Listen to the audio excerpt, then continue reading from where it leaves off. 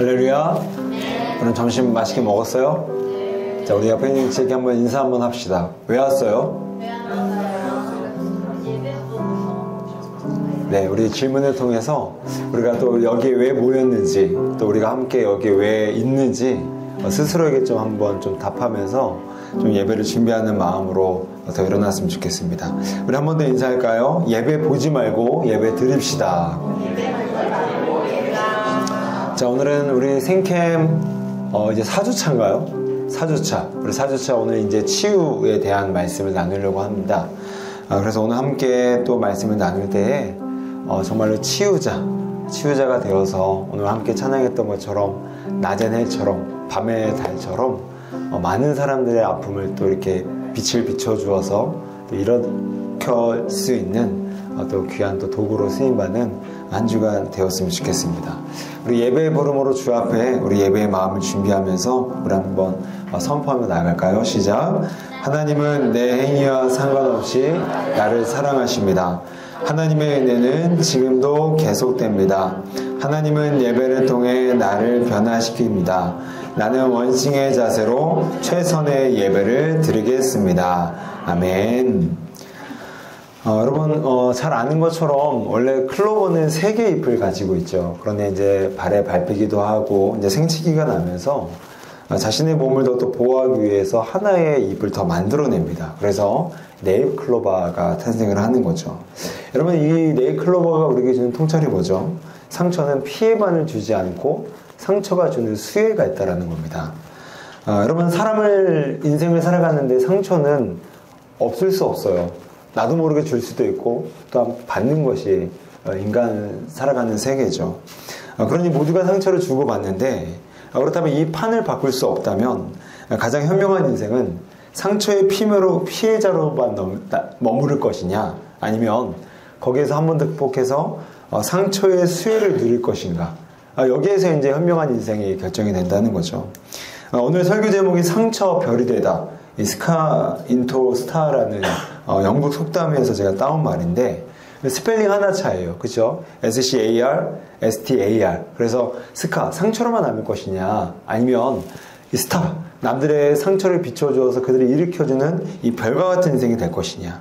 결국 상처 별이 되다 라는 말처럼 우리는 상처로만 남을 것이냐, 스카, 아니면 별이 될 것이냐, 스타.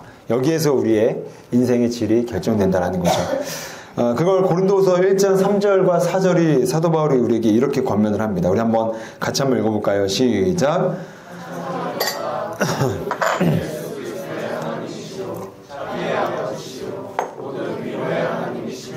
우리의 모든 환난 중에서 우리를 위로하사 우리로 하여금 하나님께 받는 위로로서 모든 환난 중에 있는 자들을 능히 위로하게 하시는 이시로다. 아멘.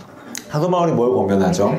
우리로 하여금 하나님께 받는 위로로서 모든 환난 중에 있는 자들을 능히 위로하라는 거예요. 상처 입은 사람은 상처 입은 사람만이 상처 받은 사람을 치유할 수 있습니다. 왜죠? 오늘 이 말씀처럼 그 사람만이 위로를 받아봤기 때문에, 그리고 일어나 봤기 때문에 그 상처받은 자들을 공감하고 일으켜 세울 수 있는 자격은 누구에게 있냐면 상처받은 사람에게만 있다는 겁니다. 헨리 나우엔이라는 목사님이 계시는데, 이분은 학자기도 하세요. 그래서 예일대 교수까지 지낸 굉장히 명석한 이제 학문의 일군 탁월한 학자였는데, 이분이 이제 전공한 게 뭐였냐면 심리학입니다. 근데 이분이 이제 사람들의 상처를 계속해서 연구하고 계속 주목해 본 거예요. 상처는 뭘까? 왜 하나님이 상처를 주셨을까? 연구하다가 밝혀낸 게 뭐냐면 바로 상처가 주는 피해도 있지만 상처가 주는 수혜도 있음을 이 학문적인 성과를 통해서 밝혀내게 됩니다. 우리가 앞에 말했던 부분이 바로 그거예요. 상처를 받게 되면 타자의 상처에 눈을 뜨게 됩니다. 그리고 내 인생에서 새로운 지평이 열리게 돼요. 그전까지 상처가 없었을 때는 보이지 않았던 것들이 상처를 받음을 통해서 저 사람의 상처가 주목되고 저 사람을 돕겠다라는 공감 능력이 그때에서 비로소 발생하게 된다는 거죠. 그리고 우리나라의 속담들 그래서 그런 말이 있잖아요. 호랍의 사정 누가 한다고요? 과부가 한다. 몰라요? 여러분, 저는 청년부 무려 이래봐도 청년부 총무 출신입니다. 그래서 저는 무슨 반응이야 이게? 저는 청년부 이 총무의 마음을 잘 알아요. 또 저 이래봐도 청년부 또 회장 출신입니다. 무슨 조롱에 가까운. 저는 교사도 다 해봤어요. 유치부, 아동부, 중등부, 고등부. 그래서 교사들의 마음도 알아요. 그래서 알다 보니까 어떤 굴곡이 있고 또 어떤 어려움이 있는지를 대강은 압니다. 그래서 위로할 수 있는 것 같아요. 마찬가지로 이 헬레 나우인이 말한 것처럼 상처 입은 치유자. 그래서 상처를 입어본 사람만이, 그 어려움을 겪어본 사람만이 남들의 상처와 남들의 어려움을 공감해주고 도울 수 있는 자격이 있는 겁니다. 그러니 여러분 스카로만 남을 겁니까? 상처는 누구나 받아요. 그렇다면 스카로만 남을 것이냐? 아니면 내가 상처 받아봤고 내가 위로받고 일어나봤기 때문에 스타가 되어져서 남들에게 그 어두움의 빛을 비춰줄 것이냐? 여기에서 우리는 선택을 해야 된다는 거죠. 지난주에 제가 파라솔 처치 목사님 얘기한 거 기억나죠? 근데 이분의 여러분 과거사가 어떤 과거사가 있었냐면, 이분은 이제 아버지가 어머니를 심하게 구타하는 가정 환경에서 자랐던 분이에요. 그래서 항상 방에서 공포감과 두려움에 아버지가 엄마를 패면은 엄마가 맞는 소리, 거기서 나오는 신음소리에 너무너무 공포감과 이 불안감에 찌들려서 책상 밑에서 구석에서 숨어서 이 어린 시절을 보냈던 분입니다. 그러니까 얼마나 상처가 컸겠어요. 근데 가장 자기 기억에서 가장 두드러진 상처가 뭐였냐면 7살 때였대요. 7살에 이제 엄마가 청소하고 힘들어서 잠깐 쉬고 있어서 7살이 얼마나 엄마 품이 그리운 나이에요. 그래서 옆에 가서 이제 엄마 옆에 쏙 끼워놨더니 엄마가 몇 번 토닥토닥 했더니 그런 말씀을 하시더래요. 누구누구야, 아무개야, 엄마는 너를 낳은 걸 가장 후회해. 여러분, 내 7살 나이에 충격적인 게 이 얘기를 듣고 이해가 되더래요. 엄마의 짐과 엄마의 어려운 삶들이 이해가 되다 보니까 엄마가 말했던 그 부분이 7살인데도 이해가 되더래요. 그런데 상처는 어쩔 수 없는 거예요. 끝까지 그게 상처로 뼈 깊이 있게 완전히 자리 잡아서 이제 그분이 성인이 되고 목회자가 되고 치유가 될 때까지는 계속해서 조금만 건드려주면 그 상처가 팍팍 나오는 거예요. 그래서 자기를 학대하고 자기를 조롱하고 자기를 숨기게 되고 열등감에 시달리게 되고 추락하게 되고. 그런데 이분이 이제 성인이 되고 목회자가 되고 자기 자가적인 치유가 일어난 다음에 결국 이분이 길거리에 나가서 파라솔에 나가서 사람들의 고민을 2시간, 3시간 들어드릴 수 있는 여력이 어디서 생겼냐면 자기가 그 학대와 자기가 그 서러움을 경험했기 때문에, 자기 열등감과 또한 자기 포기감을 경험했기 때문에 그 사람들의 말을 들어줄 수 있는 여력과 공감 능력이 발달하게 됐다는 거죠. 그러므로 이분은 그 상처가 자기의 삶을 에워쌀 만큼 힘들었지만, 그러나 그 상처를 스카에서 머물지 않고 스타로 승화했기 때문에 그는 이제 남들을 치유하는, 그 목사님은 길거리에 나가서 수많은 사람들을, 방황하는 사람들을 치유할 수 있는 상처 입은 치유자의 삶을 지금도 살아갈 수 있게 됐다는 거죠.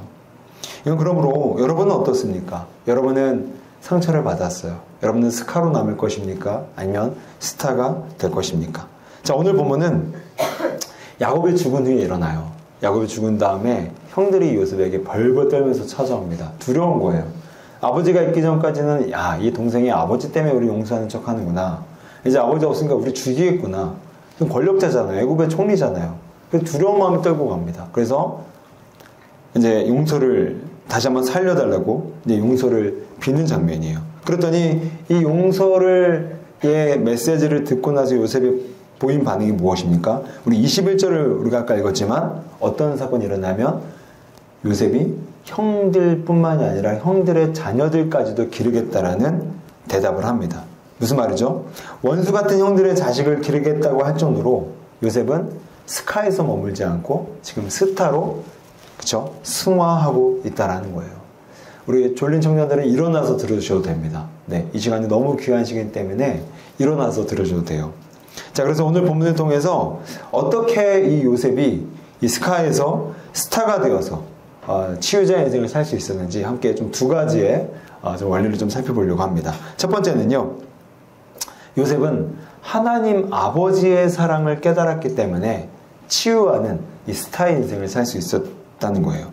우리 이어지는 16절과 17절 말씀을 좀 화면에 보시게 되면, 자, 너무 길어서 읽지는 않겠지만 설명을 해드릴게요. 지금 요셉의 형들이 누군가를 시켜서 요셉에게 화해의 메시지를 전하는 장면입니다. 그런데 포인트가 뭐냐면, 뭐죠? 아버지가 한 말을 형들이 요셉에게 전달을 하는 겁니다. 지금 형들이 직접 와서 동생 미안해, 우리 용서해줘, 이게 아니라 누군가를 보내서 용서를 빚는데, 아버지가 너의 형들을 용서하라고 했다라고 지금 요셉에게 지금 메시지를 전달했다는 거예요. 여러분, 여기서 지금 말하는 게 뭐죠? 지금 형들은 누구의 힘을 빌려서 용서를 끌어내고 있는 거죠? 아버지의 힘을 빌리고 있는 겁니다. 알았던 거예요. 뭐를요? 여러분, 야곱은 요셉을 많이 편애했어요. 이거 형들에게는 아픈 사건이었지만 그게 형들이 요셉으로 하여금 용서를 끌어낼 수 있는 도구임을 간파해낸 겁니다. 왜냐? 요셉에게 있어서 아버지는요, 나만 사랑해줬던 사람이었거든요. 12명의 형제 중에서 나만 사랑해줬던 사람이었어요. 그러니까 누구나 다 사랑한 값비싼 사랑이 아니라 굉장히 값비싼 사랑을 받아낸 거예요. 요셉의 입장에서는. 그러니 오늘 이 형들은 아주, 그러니까 머리를 잘 쓴 거죠. 자기가 직접 찾아간 것이 아니라 누군가를 보내서 아버지가 말씀하시기를 이제 너희 형들의 허물을 용서해다오. 아버지의 말을 전한 겁니다. 이미 아버지 죽어버렸는데. 이게 우리에게 주는 도전이 뭐죠? 요셉은 거기에 있어서 맨 마지막을 보세요. 그 말을 들을 때 울었더라. 그러니까 심정이 동한 거예요. 형들은 이걸 굉장히 좋은 찬스로 써먹은 거죠. 근데 이것이 우리에게 주는 도전이 무엇입니까? 오늘 요셉이 형들을 용서할 수 있는 치유자가 될 수 있었던 것은 형들이 아니라 아버지의 사랑에 기대서 형들을 용서하게 되었다는 거죠. 여러분, 이건 우리도 마찬가지예요. 우리 형제 있죠? 믿죠? 우리 주변에 지체 미운 사람 있죠? 그럴 때 우리 힘으로 용서할 수 있나요? 있어요? 없어요. 보면 볼수록 더 꼴보기 싫어집니다. 보면 볼수록 더 가까이 하기 싫어져요. 그런데 단 한 번, 단 하나, 하나님 아버지가 나를 사랑하셨던 그 사랑에 기대서 그 형제와 그 자매와 그 가족과 그 직장 상사를 바라볼 때 내 마음에 심정이 동하는 거예요. 아, 용서해야 되겠구나. 왜요? 자격도 안 되는 나를 용서하시는 아버지의 사랑이 내가 받아봤기 때문에, 그 값비싼 사랑을 내가 받아봤기 때문에, 나 같은 죄인도 용서받았으니 나도 누군가를, 내게 상처 준 사람들을 용서해야지, 그리고 치유자의 인생을 살아가 봐야지라는 동력이 발생하게 된다는 거죠. 그래요. 오늘 야곱이 아버지의 사랑에 만족되고 아버지의 사랑에 감동되었을 때 울며 형들을 용서할 수 있었던 것처럼, 우리 스카로 남지 않고 스타가 되기 위해서는 하나님 아버지의 사랑에 기대야만 됩니다. 오늘 요셉은 야곱의 그 유언을 들으면서 누구를 떠올렸겠습니까? 하나님 아버지의 사랑까지 나아갔을 거예요. 나 같은 죄인을 용서하시고 애굽의 총리를 사용하시니까 하나님의 자비 은혜, 나도 받았으니 나도 베풀자라는 마음이 들지 않았겠어요? 여러분, 에베소서의 말씀을 보게 되면 유대인과 이방인들이 자꾸 부딪히는 거예요. 싸우는 거예요. 갈등이 일어납니다. 근데 그때 사도 바울이 뭐라고 얘기하죠? 이렇게 기도합니다.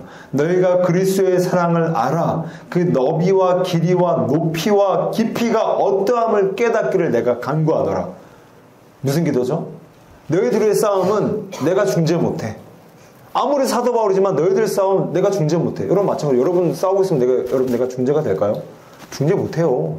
다 큰 성인이 둘이 싸우고 있는데 무슨 중재가 됩니까? 그런데 유일한 중재가 누구냐면 그리스도의 사랑을 너희들이 깨달아서 그분의 넓이와 길이와 높이와 깊이의 그 깊은 사랑을 깨닫게 될 때, 그때서야 싸움이 중재가 된다는 겁니다. 아버지의 사랑을 떠올릴 때 용서할 수 있고 치유자가 될 수 있다는 거예요. 우리의 힘으로요 누군가를 용서한다? 내게 상처 준 사람들을 용납한다? 안 됩니다. 절대 안 돼요. 근데 그때 유일하게 하나의 힘이 있다면, 역동이 있다면, 나 같은 자격 없는 자를 사랑하신 하나님 아버지의 사랑을 묵상하고 떠올릴 때 그 사랑에 기대서 우리는 누군가를 용서하고 포용해주고 또한 사과할 수 있는 거예요. 그러므로 여러분의 갈등 상황, 여러분의 상처, 그때마다 오늘 사도 바울이 에베소 교회를 위해서 기도했던 것처럼 그분의 사랑의 넓이와 깊이와 높이와 깊이를 더 묵상하셔서 이제 평생을 나 상처받았으니까 저주 이런 스카이 인생이 아니라 그래 승화시키자 치유자가 되자라는 스타 인생 되시기를 주님의 이름으로 축복합니다. 그런가 하면 두 번째로 우리가 상처 입은 치유자가 되려면 두 번째 원리는 하나님의 선하신 섭리를 믿어야 됩니다. 자, 우리 20절 말씀을 한 번 더 보여주세요. 자, 우리 화면을 보시고 자, 우리 한번 같이 한번 읽어볼게요. 시작.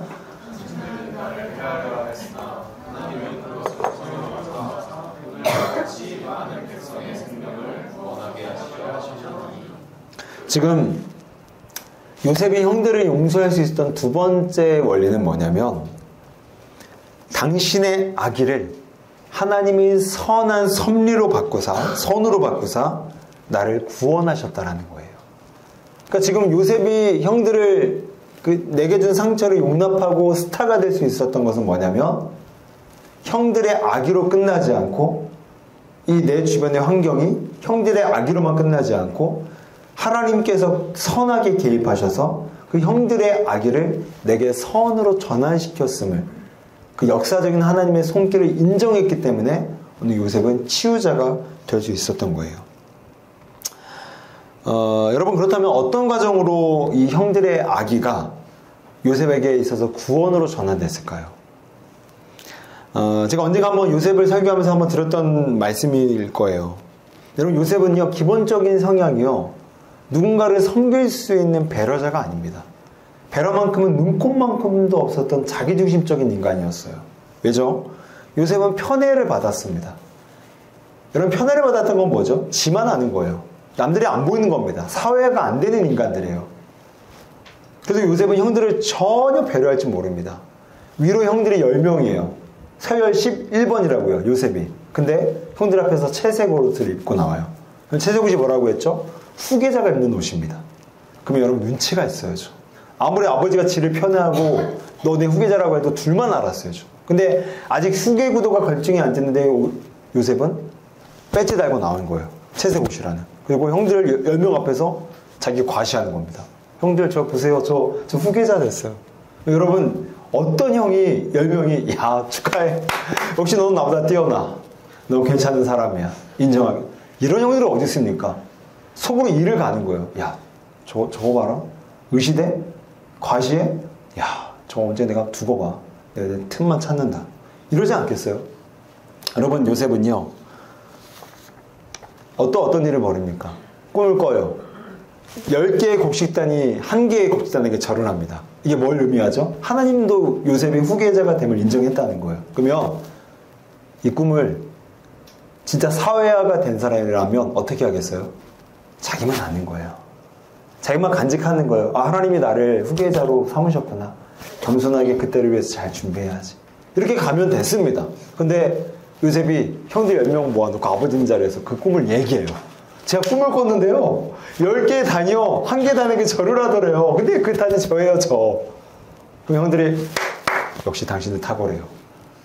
이런 형들이 어디 있겠냐고요. 사람 마음에 시기와 질투가 다 있는데. 그러니까 그만큼 요셉은 눈치가 없는 거예요. 그리고 누군가를 배려하지 못하는 겁니다. 아니 할 줄을 아예 개념이 없어요. 왜요? 편애받아서 지만 알거든. 그 결과 우리 창세기 37장 8절에 형들의 마음이 이렇게 표현됩니다. 맨 마지막에 그를 더욱 미워하더니. 안 그래도 막 채색 입고 돌아다녀갖고 안 그래도 딱 보기만 해도 짜증나는데 이 꿈 얘기하니까 형들은 야, 쟤 언젠가 우리가 한번 종쳐야 되겠다. 이런 마음까지 품게 만든 게 누구라고요? 요셉 장본인이었다고요. 이처럼 요셉은 사회 부적응자였고 자기 중심적인 사람이었어요. 그러니 요셉에게 구원이란 뭐겠어요? 사회화가 되는 겁니다. 이 소시오패스들에게는 사회화가 되는 게 자기 구원인 거예요. 구원은 단지 우리가 죽어서 천국 가는 것만 구원이 아니라 우리의 삶의 질병의 치유도 구원이고 우리의 삶의 보완이 되는 것도 구원이라면 요셉에게 있어서 자기 인생에 있어서 구원은 뭐냐면 반사회적인 성격이 누군가를 배려할 줄 알고 누군가의 눈치를 볼 줄 아는 사회화가 되는 게 요셉에게 있어서 구원이라는 거예요. 여러분도 마찬가지예요. 우리 청년들 보게 되면요. 근데 누군가를 더 꼽는 건 아닙니다. 자기 중심적인 사람들이 있어요. 저도 그렇고요. 그 사람에게 필요한 건 오늘 요셉의 구원이라는 거예요. 제가 꼽지 않았어요. 오해하지 마세요. 다 이렇게 찍는 거예요. 일부러 다 찍는 거예요. 나도 포함해서. 그런데 하나님이 이 요셉의 구원을 어떻게 이루어가는지 보세요. 총 두 파트로 나뉩니다. 첫 번째 파트는요, 요셉을 맨 처음에 보디발의 종으로 보내십니다. 여러분, 종은 뭐죠? 종은 뭐 하는 사람이죠? 종은 눈치 보는 사람이에요. 요셉은 한 번도 눈치를 보지 않았던 사람이었습니다. 편에만 맞다 보니까 눈치를 볼 줄 몰라요. 눈치를 본다는 개념도 몰라요. 그런데 요셉이 인생의 처음으로 누군가의 눈치를 봅니다. 사회화가 시작이 되는 거예요. 두 번째는 뭐죠? 근데 요셉이 이걸 좀 잘 해내는 거예요. 눈치를 잘 봐요. 그래서 하나님이 더 심화 파트로 그를 치료하시는데, 그를 강간범으로 억울하게 내몰아서 감옥에 갇히게 만들어요. 그 감옥에서 요셉은 어떤 감정을 느꼈을까요? 억울함과 좌절감을 느끼는 거예요. 인생에 처음으로 느껴본 감정이었을 겁니다. 그 편애하는 아버지 밑에서 모든 게 다 받아들여졌고 모든 게 다 수용됐으니까 좌절도 없고 억울도 없는 거예요. 그래서 그 감옥에서 누명이 쓰여서 10몇 년 동안 감옥에 있는 동안 요셉은 처음으로 억울함과 좌절감을 느끼게 됩니다. 그러니까 누가 이해가 됐을까요? 누가 이해가 됐을까요? 형들이 이해가 되는 거죠. 아, 형들이 나 때문에 진짜 억울했겠구나. 나같이 자기만 하는 동생 때문에 형들이 진짜 열받았겠구나. 비이상했겠구나. 그래서 자기의 모습이 객관화가 되는 치료가 시작됐던 겁니다. 여러분, 요셉이 결국 형들을 용서한 데 있어서 어떤 마음이 들었겠습니까? 아, 나도 가해자구나. 형들이 나만 팔아대서 저들만이 나쁜 사람이 아니라 나 역시도 형들을 시기하게 만들었고, 나 역시도 눈치 없이 형들을 마음을 분노하게 만들었던 나 역시도 가해자구나 라는 마음이 있었기 때문에 형들을 보다 더 쉽게 용서할 수 있지 않았겠어요?